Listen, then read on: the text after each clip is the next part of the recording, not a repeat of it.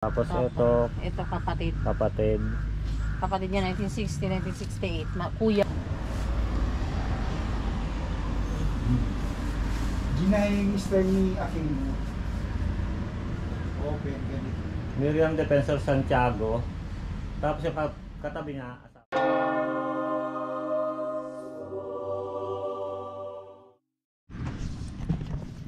Hindi ba kabukas yun? Guys, meron kasi dito di pa siya tuyo. Hindi naman agad-agad dyan. Ayan, mas mahukay. Meron na namang habang naililibig. Siguro bukas. Kay Miriam Defensor dun. Ayan, ang ganda ng ganyan talagang aso. Yan pa yung heart shape na bulak-bulak. Pero dito talaga nung pinag-tape, wala pa to dito. Hindi pa to ganito dito. So marami na rin namatay. Sa daming Daming namatay. Marami celebrity na rin. Marami na silang... Oo. Kasi yun doon, meron to ditong part na ayaw nila papuntahan. Ayun nga yun, no? Yung sa Hindi, taas, bukod ayun. yan. May mga nakalibing na bawal papasukan. Yun yata yun doon. Alam ko yan dyan, no? Kasi... Ito kasi dito damuhan yan. Kaya din ayaw. Tanongin natin. Kay Johnny Delgado at saka kay Miriam. Andun nga sa harap daw.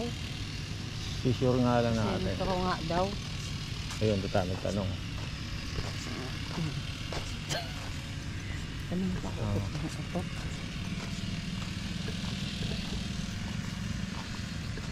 So, dito tayo daan.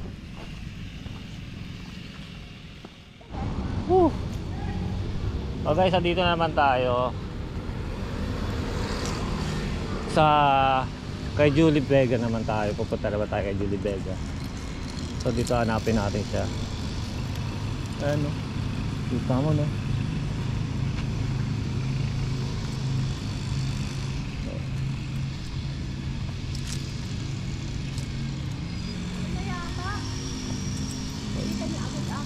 Ayun. So andito nga kay Julie Vega. Nasa ano lang? Hindi, nilipat na nga to. O parang inilipat na nga. Inilipat siya kasi doon nga to eh. Nilipat lang siya. Dati kasi nandun to yung nagpapasukan. So may kasabay kami. Ayan.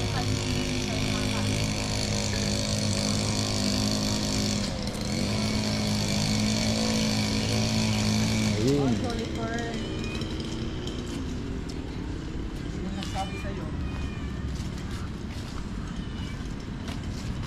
So kanina, ang sabi sa amin, inilipat na raw si Julie Vega sa Cebu, pero ngayon nakita namin may nagturo sa amin. Ito mga postigo. Dito pala yung sa pamilya niya eh. So ito pala.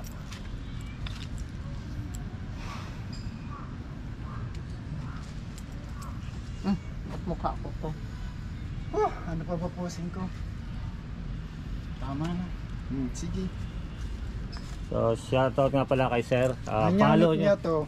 Tatay niya. Follow nyo rin si Sir. Anong page si Sir? Facebook lang. Facebook page. Eli Ragas. Invite mo sila, Sir. Oh. Dito sa camera, invite nyo sila, Sir. Sa selfie lang ako.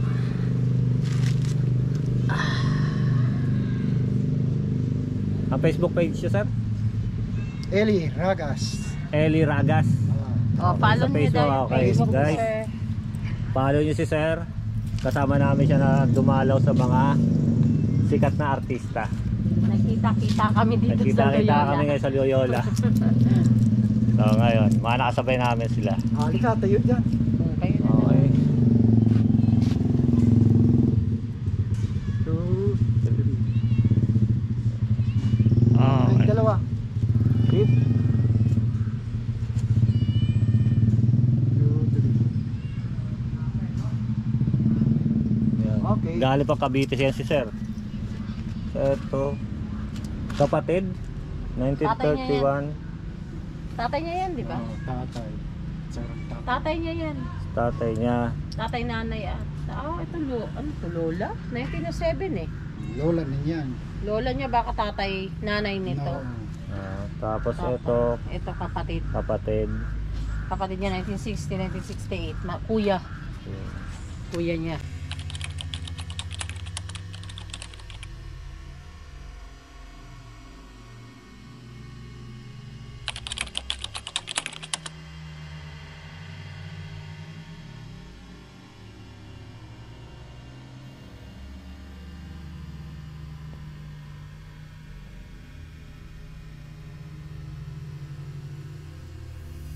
Pasensya na kayo, mahal na Birhen. Hindi ko kayo malilinisan ng mabuti. Alam niyo namang bulag ako eh. Di ba? Kahit hindi ko kayo nakikita, alam kong mabait kayo, maganda. At nagpapasalamat ako sa inyo. Wala nang matira ako rito. Hindi na ako nalulungkot. At alam nyo, marami akong gustong itanong sa inyo. Una, gusto kong makita ang aking mga magulang. Kaya lang, alam kong hindi ninyo alam yun dahil palagi tayong magkasama dito, di ba? Tsaka, ang gustong-gusto ko po sana eh, makakita ako. Pero huwag kayong magagalit sa akin ha, mahal na Birhen. Alam kong hindi niyo magagawa yun eh.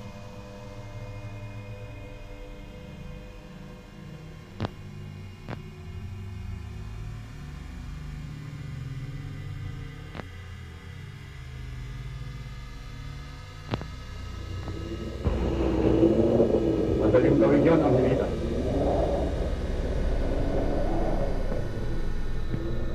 Sino po yung nagsalita? Kayo po ba, mahal na Birhen? Ako, si Satanas!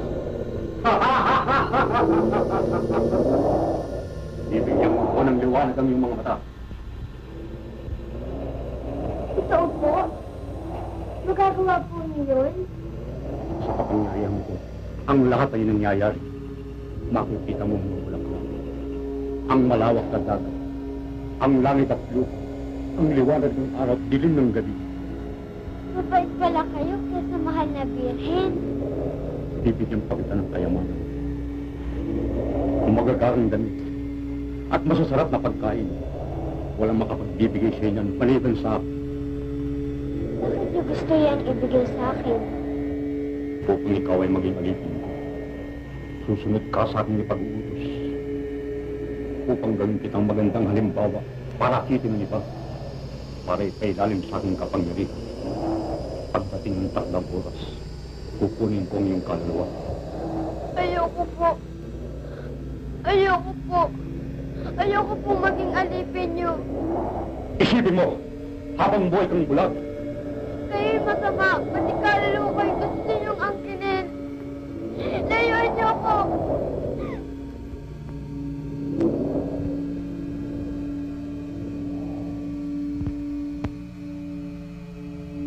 Tulungan niyo po ako. Huwag niyo po akong pababayaan. Maawa kayo sa akin.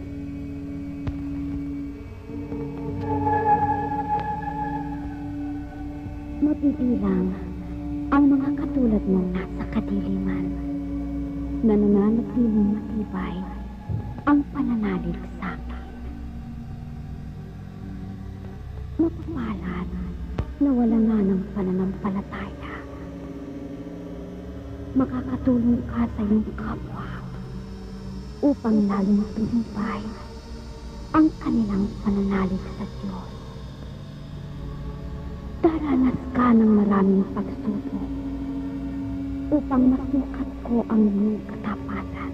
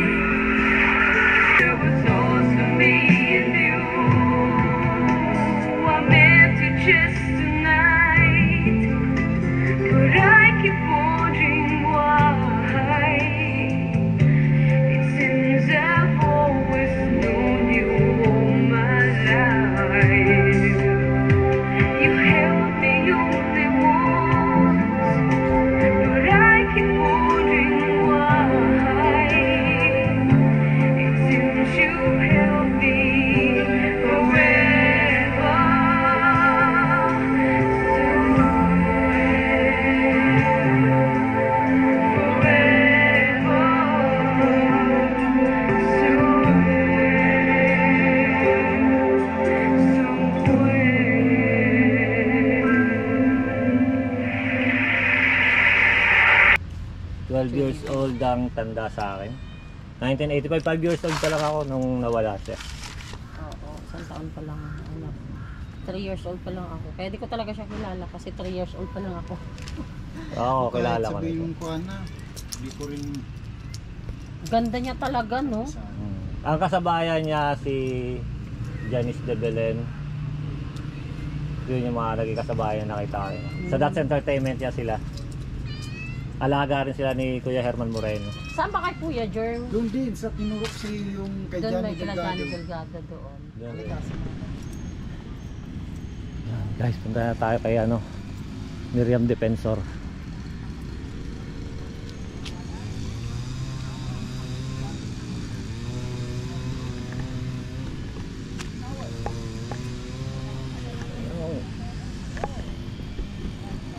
Ang busy-busy na yung mga tao rito sa paglilinis ng mga inaalagaan nila. So ang mga tao pala rito naglilinis ay mga hard pala ng mga pamilya ng mga namatay. So hindi sila mga tauhan ng Loyola. Lalabas sila sa trabaho ng Loyola. Basta ang ano lang nila, issue sa mga pamilya ng namatay. So ito wala pang ano. Ayan. Ito baby pa, no? Isang taon lang. Maybe isang taon.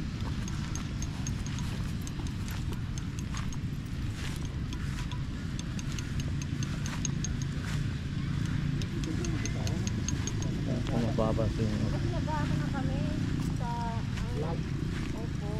May meron kami sa mga resort. Eh wala naman yung kasi tag-ulan.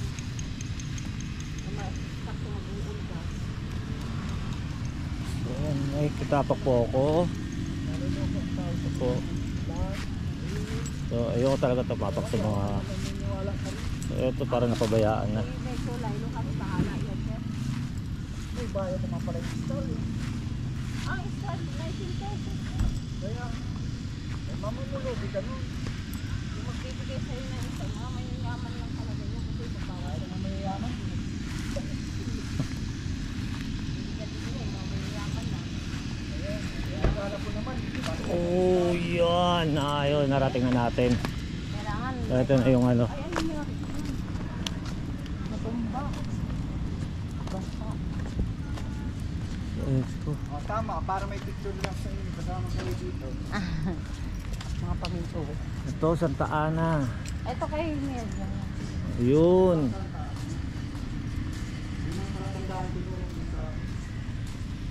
Kasi kanto nga lang. Tama, kanto nga.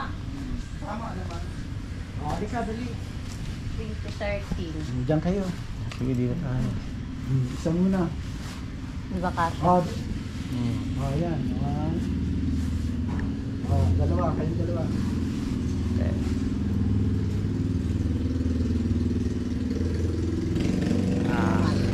Ako na. So eto. Ayaw pa. Sige, nag-ano ako nag-video. Ayaw mo pa. Ang ganda na kuha, oh.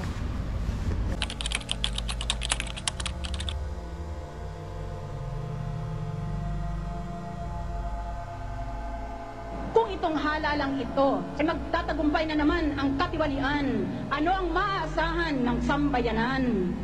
Kung iboto at manalo ang kandidato dahilan lamang sa nagbigay siya ng pera, kauna-unahang araw niya sa panunungkulan, ang unang gagawin niya ay magnanakaw siya uli ng limpak-limpak na pera ng sambayanan. If we vote for a presidential candidate because he has given us money or he has promised us an appointment or a promotion in public office or some lucrative public contract, we would have helped to perpetuate a vicious cycle of graft and corruption in Philippine society. Wala nga akong may tumbas sa pera ng aking mga kalaban. Dahil masigan itong hamak lamang akong tao, may pagmalaki ko, hindi kamukha ng mga kalaban ko. Akong tao, hindi nagnakaw ng pera ng gobyerno.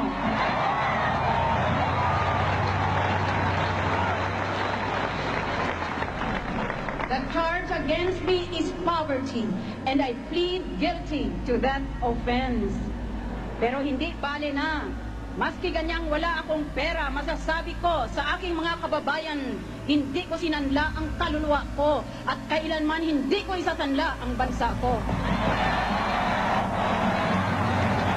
Unang punto, kung matalo ang Chief Justice dito, di ang ibig sabihin pala, ang mga nananalo ay mga honest na tao.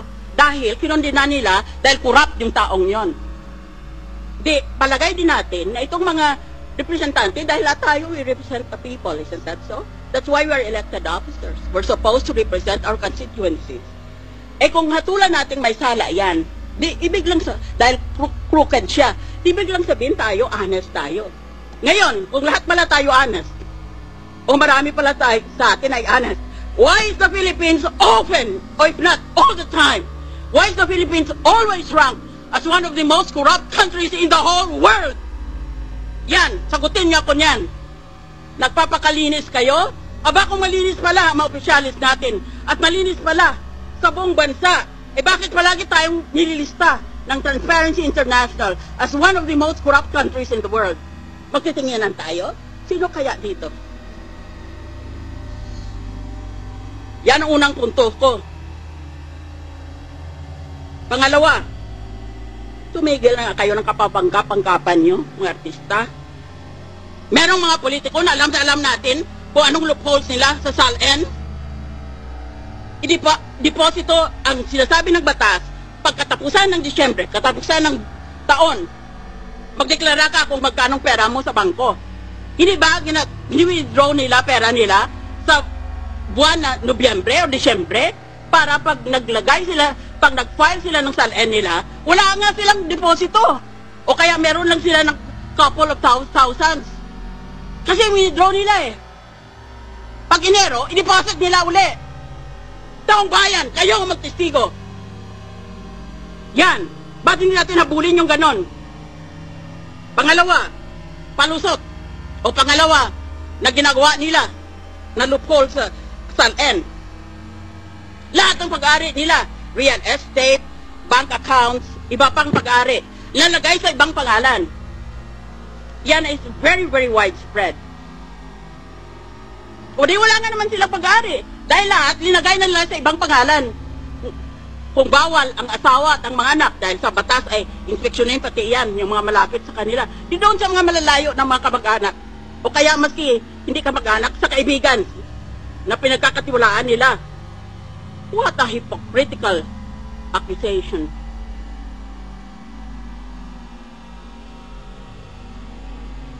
That is the problem with this country. We're all for honest government, and yet the world condemns us as one of the most corrupt countries in the world. That's why it is difficult to win in any international election, in any international campaign, because the Philippines, among others, has a reputation of being a corrupt country. Isip ng iba, kung corrupt ang bayan na yan, walang matinong lalabas dyan. Walang matinong ibubunga yan.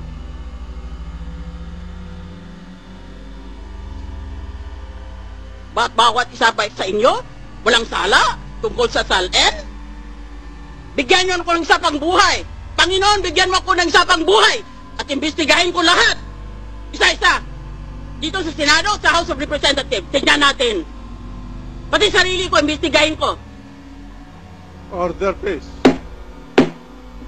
Ang daming loopholes ng SALN na yan. Ba't hindi kayo umimik noon? Ba't ngayon bigla na lang kayong so exercised about a loophole? Well, if that is the case, then let us all just put our assets in dollars and know the purpose of the SALN will be perverted or corrupted. That is true. But what about all the other loopholes? Bakit ngayon lang kayo nagalit tungkol sa loophole na yan? Bakit doon pa? Dahil yung iba sa atin, dinagamit yung mismong loopholes na yon. Hindi lang sila ma-impeach.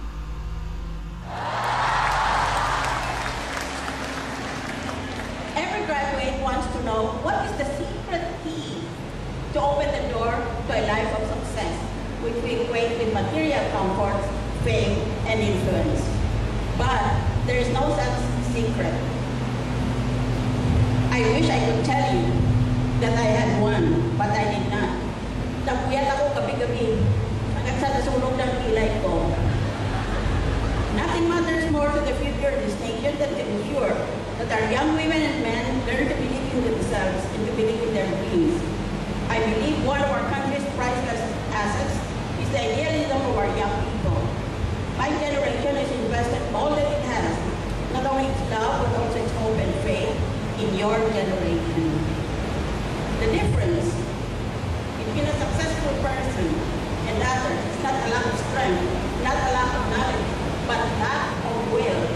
Yun ang kulang sa kanila. Do not be disheartened if you do not succeed in life, because becoming successful takes time. Do not aspire to be an overnight success. There is no such thing. Also, do not equate success with fame and money. Akala niyo kasi, ang pagtatagumpay ay kilala ka ng lahat at marami kang pera. Hindi naman ganoon lang ang success. Being successful means being a person of value to others. Matagumpay ka kung may kahugan ka para sa mga kakilala mo, pati pamilya mo. It means reaching those goals you have set for yourself. It also means sustaining excellence in the things you do. Marami ba kayong gusto punta sa abroad? Masarap kumita ng dolyar doon, nagdadaanan ko yan. Pero, iba talaga ang bansa mo.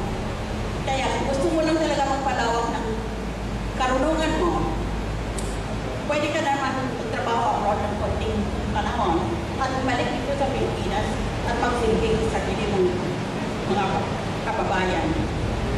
Competing for a spot in the global workforce will require higher levels of competence and skill. These skills include itong pag-aral. Miriam Defensor Santiago. Tapos yung katabi niya, asawa niya. Anak Anak niya, Alexander Arson. Ito yata yung may cancer. Suicide daw yan. Yung suicide. Hindi yung may cancer. May cancer yun ang ano. So nauna pa sa kanya, Oo. nauna pa sa kanya, no? Nauna yung anak. Kay ano, kay Lucita Soriano. Nauna yung anak ko si Marco Oo. Polo. So suicide ang ikinamatay ng anak niya, no? Ako kahit sabihin sa katotohanan din sinasabi sa isip, pero nakatatakot pa rin. Kung sasaktan mo nga lang sarili mo. So, laban lang yun. Yan. So ito po yung kay Miriam Defensor Santiago, yung matapang natin na to, senator na tumakbo ng presidente. Maraming gugot yun. Oo. So lahat ng summary ng buhay nila, talagyan lang natin sa video. Ay, boss. Volcanic smog ka ba? Bakit? Kasi ang kapal ng face mo. Ito, no? Dito may second floor pa. Ganda ng mga ano dito. Dito sila may second floor.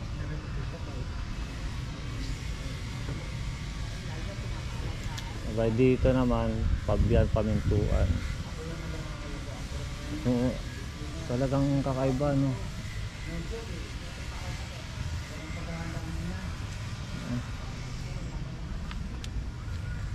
May tao ba sa loob wala? So 3, 6, 9, 12. So eto mga ano, Kung tutusin, meron din may second floor. Ayoko yung kako. Tapos ito guys, oh, titignan nyo meron pa isang pinapagawa rin. Oo, hindi natin alam kung kanino rin to, no? Ito. Tignan mo, Leng. May bago na. Ito.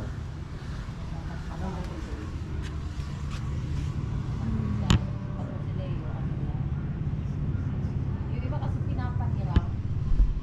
Kahit na, may di pa ako noon, ulang option pa naman yung tubo.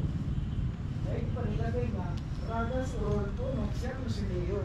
Oh, para sa gabi ng kagustuhan niya. So ito mga to, bakante pa to, no? Kaya, di na lang niya nilagyan ng pangalan na Ragas mo si Leo. Kasi ito may gagawin, eh. Oh. Gamer niya. Ito may ginagawa. May ginagawa rin. Hindi yan, wala pa yan. Oo. So kung bibili ka Mahal pa, yan, milyon yan eh. kung bibili ka Lalo na yung talaga, ganito na nakabakod na, milyon yan. oo. Ito. Ganun kayayaman ng mga tao rito nakalibing. Alam ko nga yun din dati, Muslim yun dun eh. Na hindi nila pinapapasukan kasi sagrado. Dati to.